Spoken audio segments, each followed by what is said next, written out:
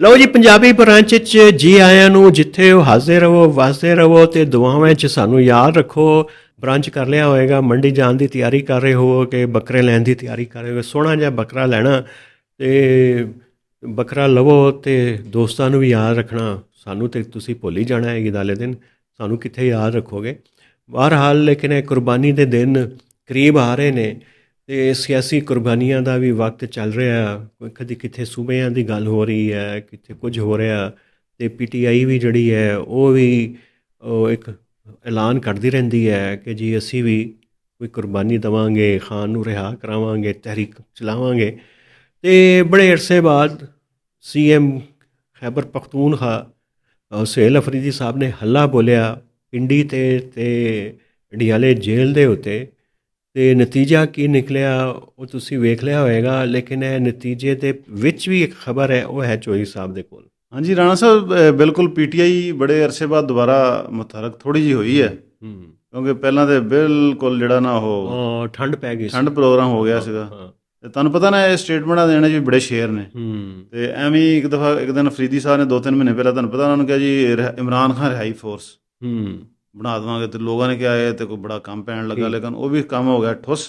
ਅਤੇ ਉਹ ਤਨਕੀਦ ਵੀ ਪਹਿਲਾਂ ਫੋਰਸ 'ਚ ਹੋਈ, ਫਿਰ ਇਹਨਾਂ ਨੇ ਉਹ ਫੋਰਸ ਦਾ ਨਾਮ ਇਮਰਾਨ ਖਾਨ ਰਿਹਾਈ ਮੂਵਮੈਂਟ ਰੱਖ ਦਿੱਤਾ। ਬਿਲਕੁਲ। ਅਤੇ ਉਹ ਵੀ ਲੇਕਿਨ ਕੰਮ ਉਹ ਵੀ ਠੋਸ ਪ੍ਰੋਗਰਾਮ ਹੋ ਗਿਆ ਅਤੇ ਉਹ ਕੁਛ ਨਹੀਂ ਉਹਦੇ 'ਤੇ ਬਣਿਆ ਔਰ ਨਾ ਕੁਛ ਕਰ ਸਕੇ।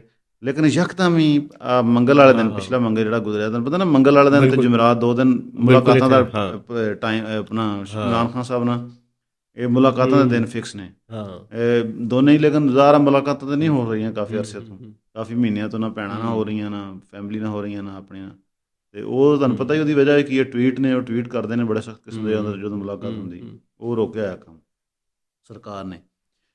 ਅਤੇ ਲੇਕਿਨ ਯਕਦਮ ਹੀ ਇਹਨਾਂ ਨੂੰ ਮਤਲਬ ਵਜ੍ਹਾ ਕੀ, ਕਿਉਂ ਯਕਦਮ ਕੀ ਹੋਇਆ? ਮੈਨੂੰ ਲੱਗਦਾ ਕਿ ਥੋੜ੍ਹੀ ਫਰਸਟ੍ਰੇਸ਼ਨ ਲੈਵਲ ਵੱਧ ਗਿਆ, ਕਿਉਂਕਿ ਮੀਟਿੰਗ ਬਿਲਕੁਲ ਨਹੀਂ ਹੋ ਰਹੀਆਂ। ਅਤੇ ਉਹ ਇਹਨਾਂ ਨੂੰ ਲੱਗਾ ਕਿ ਬਈ ਇਹ ਥੋੜ੍ਹਾ ਸਾਨੂੰ ਜ਼ਰਾ ਪ੍ਰੈਸ਼ਰ ਦੇਣਾ ਪਏਗਾ ਨਾ। ਬਿਲਕੁਲ। ਅਤੇ ਉਹ ਅਫਰੀਦੀ ਸਾਹਿਬ ਉੱਥੋਂ ਨਿਕਲੇ ਨੇ ਪਿਸ਼ਾਵਰੋਂ, ਅਤੇ ਕੈਬਨਿਟ ਸ਼ੈਬਰਨ ਅਤੇ ਆਪਣੇ MPA ਲੈ ਕੇ ਅਤੇ MNA ਉਹ ਇੱਥੇ ਮੋਟਰਵੇ ਤੋਂ ਹੁੰਦੇ ਉਹ ਆ ਗਏ ਨੇ 26 ਨੰਬਰ ਚੁੰਗੀ।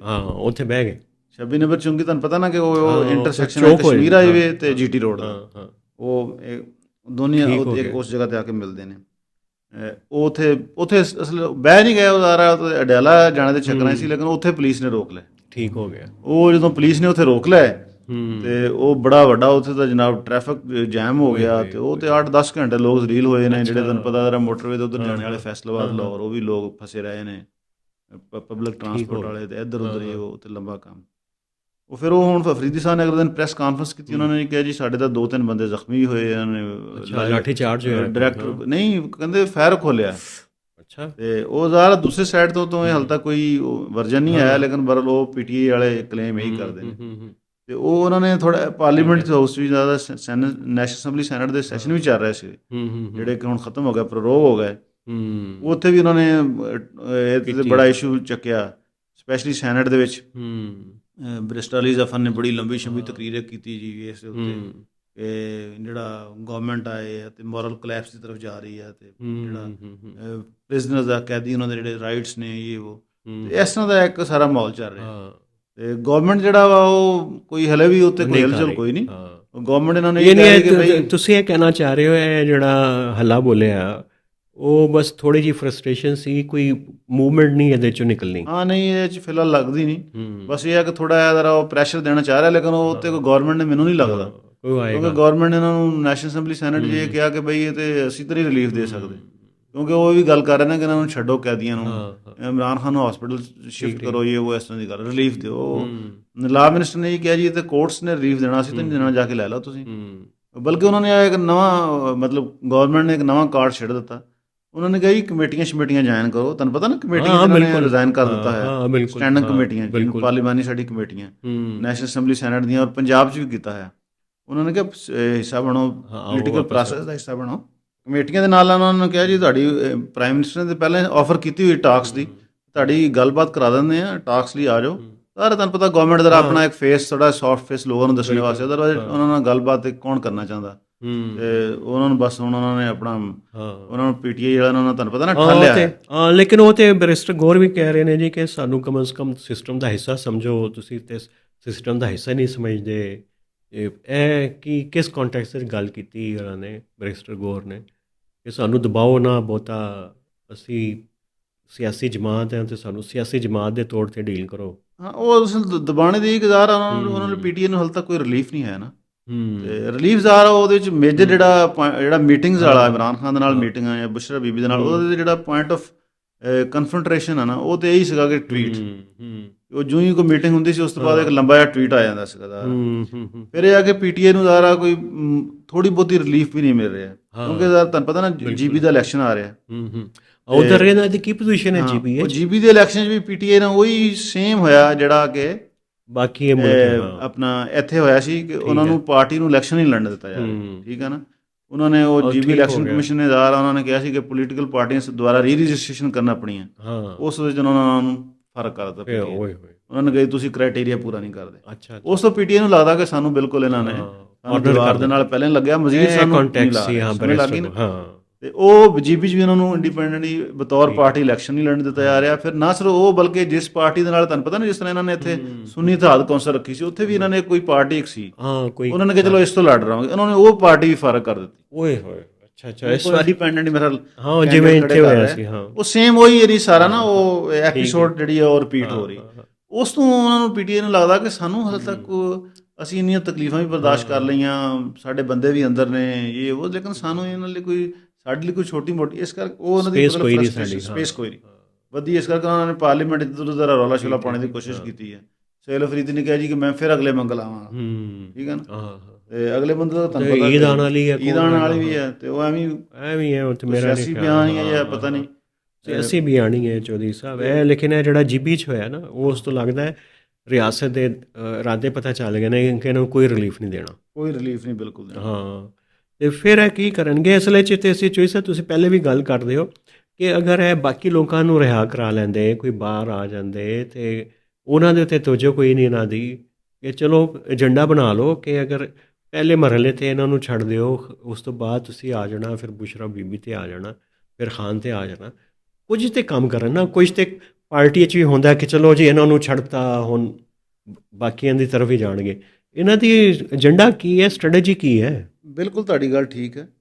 ਔਰ ਜਿਹੜੀ ਹਕੂਮਤ ਹੈ ਨਾ, ਉਹਦੇ ਵੀ ਜ਼ਿਆਦਾ ਤੁਹਾਨੂੰ ਪਤਾ ਸਿਆਣੇ ਬਣੇ ਲੋਕ ਨੇ, ਉਹਨਾਂ ਦੇ ਜੋ ਵੀ ਅਫੀਲੀਏਸ਼ਨ ਆ, ਜੋ ਵੀ ਨਜ਼ਰੀਆਤ ਨੇ, ਉਹਦੇ ਮਤਲਬ ਜਿਸ ਤਰ੍ਹਾਂ ਆਜ਼ਮਦੀਨ ਕਾਰਜ ਸਾਹਿਬ ਵੀ ਸੈਨੇਟ ਨੈਸ਼ਨਲ ਅਸੈਂਬਲੀ ਮਾਕੂਲ ਗੱਲ ਕਰਦੇ, ਰਾਣਾ ਸਨਾਉਲਾ ਸਾਹਿਬ ਪੁਰਾਣੇ ਸਿਆਸਤਦਾਨ ਨੇ, ਉਹ ਇਹੀ ਤੁਹਾਡੀ ਗੱਲ ਦਾ ਜਵਾਬ ਮੈਂ ਹਕੂਮਤ ਦੇ ਮੂੰਹ ਤੋਂ ਦੱਸਣਾ ਚਾਹੁੰਦਾ ਕਿ ਹਕੂਮਤ ਕੀ ਕਹਿੰਦੀ। ਹਕੂਮਤ ਨੇ ਵੀ ਇਹਨਾਂ ਨੂੰ ਇਹੀ ਕਿਹਾ ਰੀਸੈਂਟਲੀ ਕਿ ਬਈ ਇਹ ਜਿਹੜਾ ਸਿੰਗਲ ਪੁਆਇੰਟ ਤੁਹਾਡਾ ਏਜੰਡਾ ਨਾ, ਕਿ ਇਮਰਾਨ ਖਾਨ ਨੂੰ ਰਾਹ ਕਰਾਓ, ਇਸ ਤੋਂ ਥੋੜ੍ਹਾ ਸੈਂਟਰ ਕਰੋ। ਉਹ ਇਸ ਹਕੂਮਤ ਕਹਿੰਦੀ ਬਈ ਇਹ ਜ਼ਾਹਰ ਹੈ। ਉਹ ਪਿਛਲੇ ਦਿਨਾਂ 'ਚ ਬਲਕਿ ਰਾਣਾ ਸਨਾਉਲਾ ਸਾਹਿਬ ਜਾਂ ਲਾਅ ਮਿਨਿਸਟਰ ਨੇ ਇੱਕ ਬੜੀ ਅੱਛੀ ਗੱਲ ਕੀਤੀ। ਉਹਨਾਂ ਨੇ ਕਿਹਾ ਜੀ ਕਿ ਦੋਨਾਂ 'ਚ ਮੈਂ ਭੁੱਲ ਗਿਆ ਕਿਹਨੇ ਕੀਤੀ, ਬਹਰਹਾਲ ਤੁਹਾਨੂੰ ਗੱਲ ਦੱਸ ਸੁਣਾ ਦਿੰਦਾ। ਉਹਨਾਂ ਨੇ ਕਿਹਾ ਜੀ ਇਹ ਸਿਆਸੀ ਲੋਕ ਨਾ ਪਹਿਲੀ ਦਫਾ ਪਾਕਿਸਤਾਨ ਜੇਲ੍ਹ ਗਏ, ਪਹਿਲੀ ਦਫਾ ਨਹੀਂ ਕਿ ਪਹਿਲੀ ਦਫਾ ਜੇਲ੍ਹ 'ਚ ਗਏ ਨੇ, ਤੇ ਨਾ ਹੀ ਪਹਿਲੀ ਦਫਾ ਸਿਆਸੀ ਲੋਕਾਂ ਦੀਆਂ ਮੁਲਾਕਾਤਾਂ ਬੰਦ ਹੋਈਆਂ। ਇਹ ਦੋਨੇ ਕੰਮ ਮਾਜ਼ੀ 'ਚ ਹੁੰਦੇ ਰਹੇ, ਲੇਕਿਨ ਫਿਰ ਆਸਤਾ ਆਸਤਾ ਪ੍ਰੋਸੈਸ ਦਾ ਹਿੱਸਾ ਬਣਨਾ ਪੈਂਦਾ। ਬਿਲਕੁਲ, ਉਹ ਅਸਲ ਉਹਨਾਂ ਦਾ ਇਹ ਇਸ਼ਾਰਾ ਕਿ ਜਿਹੜਾ, ਔਰ ਲੇਕਿਨ ਪੀਟੀਏ ਦਾ ਤੁਹਾਨੂੰ ਪਤਾ ਕਿ ਉਹ ਇਮਰਾਨ ਖਾਨ ਸਮਝਦੇ, ਕਹਿੰਦੇ ਕਿ ਮੈਂ ਹੀ ਹਾਂ, ਲੋਕ ਵੀ ਸਮਝਦੇ ਪੀਟੀਏ ਜੀ ਕਿ ਪੀਟੀਏ ਇਮਰਾਨ ਖਾਨ, ਬਿਲਕੁਲ, ਉਹ ਕਹਿੰਦੇ ਜੀ ਮੈਨੂੰ ਛਡਾਓ। ਉਹਨਾਂ ਨੂੰ ਉਹ ਇਸ ਕਰਕੇ ਬਾਕੀ ਬੰਦੇ ਵੀ ਸਫਰ ਕਰ ਰਹੇ ਕਿ ਬਾਕੀ ਛੱਡਣ ਜਾਂ ਨਾ ਛੱਡਣ, ਬਸ ਮੈਨੂੰ ਛੱਡ।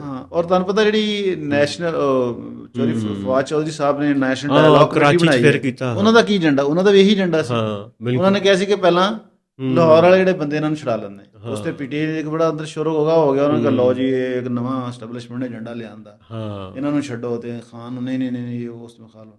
ਇਸ ਕਰਕੇ ਗੌਰਮੈਂਟ ਜਿਹੜੇ ਹੁਕੂਮਤ ਦੇ ਸਿਆਣੇ ਬਣੇ ਲੋਕ ਨੇ, ਰਾਣਾ ਸਨਾਉਲਾ ਵਰਗੇ ਪੁਰਾਣੇ ਸਿਆਸਤਦਾਨ, ਇਹਨਾਂ ਨੇ ਮਾਰਾਂ ਖਾਧੀਆਂ 50 ਸਾਲ ਤੋਂ ਸਿਆਸਤ 'ਚ ਨੇ, ਉਹ ਇਹਨਾਂ ਨੂੰ ਇਹੀ ਕਹਿੰਦੇ ਨੇ ਕਿ ਯਾਰ ਇਹ ਸਿੰਗਲ ਪੁਆਇੰਟ ਏਜੰਡਾ ਛੱਡੋ, ਇਸ ਤੇ ਫਿਲਹਾਲ ਗੱਲ ਗੁੱਲ ਕੋਈ ਨਹੀਂ ਹੋਣੀ, ਤੇ ਨਾ ਤੁਹਾਨੂੰ ਕੋਈ ਤੇ ਰਿਲੀਫ ਮਿਲਣਾ ਵਾ, ਲੇਕਿਨ ਇਹ ਆ ਕਿ ਬਾਕੀ ਤੁਸੀਂ ਰਿਲੀਫ ਲਓ, ਜ਼ਰਾ ਪ੍ਰੋਸੈਸ ਦਾ ਹਿੱਸਾ ਬਣੋ, ਬੰਦੇ ਛਿੰਦੇ ਬਾਕੀ ਛਡਾਓ। ਫਿਰ ਉਸ ਤੋਂ ਬਾਅਦ ਕੋਈ ਤੁਹਾਨੂੰ ਪਤਾ ਸਾਰਾ ਮਿਲਟਰੀ ਕਸਟਡੀ 'ਚ ਵੀ ਇਹਨਾਂ ਦੇ ਜਿਹੜੇ ਮਿਲਟਰੀ ਕੋਰਟਸ ਜਿਹੜੇ ਸਜ਼ਾਵਾਂ ਹੋਈਆਂ, ਉਹ ਬੰਦੇ ਉਹਨਾਂ ਨੂੰ ਕੋਈ ਮਾਫੀਆਂ ਸ਼ਾਫੀਆਂ ਇਹ ਉਹ, ਤੇ ਆਸਤਾ ਆਸਤਾ ਤਾਂ ਕਿ ਤੁਹਾਨੂੰ ਚੀਜ਼ਾਂ ਖੁੱਲ੍ਹਦੇ ਰਹਿਣ, ਤੇ ਫਿਰ ਕੋਈ ਚਲੋ। ਇਹ ਚੀਜ਼ ਦੱਸੋ ਤੁਸੀਂ, ਉਹ ਫਵਾਦ ਚੌਧਰੀ ਸਾਹਿਬ ਦਾ ਜ਼ਿਕਰ ਕਰਤਾ, ਉਹ ਕਿਹਦਾ ਹੋਇਆ ਡਾਇਲੌਗ ਕਰਾਚੀ 'ਚ ਉਹਨਾਂ ਦਾ? ਉਹਨਾਂ ਦਾ ਫਿਲਹਾਲ ਕੋਈ ਇਤਨਾ ਖਾਸ ਮੈਨੂੰ ਤਾਂ ਉਹਦੇ 'ਚ ਨਹੀਂ ਲੱਗਾ ਕਿ ਕੋਈ ਬਹੁਤ ਕੋਈ ਇੰਪੋਰਟੈਂਟ ਉਹਦੇ 'ਚ ਏਜੰਡਾ ਸੀਗਾ, ਬਸ ਉਹ ਇੱਕ ਮੀਟਿੰਗ ਸ਼ੀਟਿੰਗ ਸੀ, ਲੱਗੇ ਹੋਏ ਨੇ।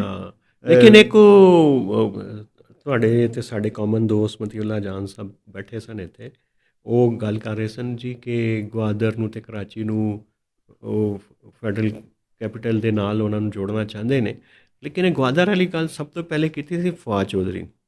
अच्छा जी, की थी मैं नहीं, ਉਹ मेरे ਪਹਿਲੇ नज़र तो ट्वीट नहीं की गुजरी। ਸੀ कि ग्वादर को फैडरल एरिया करार दिया जाए, ਕਿਉਂਕਿ ਅਸੀਂ ਤੇ ਓਮਾਨ ਕੋਲੋਂ ਖਰੀਦਿਆ ਹੈ ਜੀ, ਤੇ ਇਹ ਤੇ ਬਲੋਚਿਸਤਾਨ ਦਾ ਹਿੱਸਾ ਹੀ ਨਹੀਂ ਸੀ, ਤੇ ਇਹਨੂੰ ਤੇ ਤੁਸੀਂ ਲੈ ਆਓ, ਅੱਛਾ, ਅੱਛਾ। ਹਾਂ ਫੈਡਰਲ ਏਰੀਆ ਡਿਕਲੇਅਰ ਕਰ ਦਿਓ। ਉੱਥੋਂ ਤੁਹਾਨੂੰ ਕੀ ਲੱਗਦਾ ਹੈ ਕਿ ਰਾਬਤੇ ਹੈ ਨੇ ਚੋਇ ਸਾਹਿਬ ਦੇ? ਕਿਉਂਕਿ ਹੁਣ ਇਹ ਖੁੱਲ੍ਹ ਕੇ ਗੱਲ ਹੋਣੀ ਸ਼ੁਰੂ ਹੋ ਗਈ ਕਿ ਨਹੀਂ, ਫਿਰ ਰਾਬਤੇ ਤੇ ਜ਼ਾਹਰਾ ਲੋਕ ਸਮਝਦੇ ਵੀ ਨਹੀਂ ਕਿ ਹੈ ਨੇ, ਤੇ ਅਗਰ ਇਸ ਤਰ੍ਹਾਂ ਦੀ ਗੱਲ ਉਹਨਾਂ ਨੇ ਕੀਤੀ ਹੈ, ਇਹ ਫਿਰ ਜਿਹੜਾ ਡਾਇਲੌਗ ਇਹਦੇ ਪਰਚੀ ਉਧਰੋਂ ਹੀ ਆਉਂਦੀ ਹੁੰਦੀ ਫਿਰ। ਹਾਂ ਹਨਾ, ਹਾਂ ਕਿ ਜਿਵੇਂ ਨਵੇਂ ਸੂਬਿਆਂ ਦੀ ਗੱਲ ਮੀਆਂ ਅਮਰ ਤੇ ਹੈ, ਫਿਰ ਹੈ ਹਾਂ, ਅਸਲਦਾਰ ਹੈ ਸਾਰੇ ਇਦਾਰ, ਉਹ ਪਿੰਡੀ ਤੋਂ ਪਰਚੀ ਆਉਂਦੀ ਹੈ, ਤੇ ਉਹ ਫਿਰ ਇਹ ਲੋਕ ਉਹ ਕਰਦੇ ਨੇ। ਤੇ ਇਹ ਤੇ ਮੁਫਾਹਿਮਤ ਦੀ ਸਿਆਸਤ ਹੋ ਗਈ ਨਾ ਫਿਰ।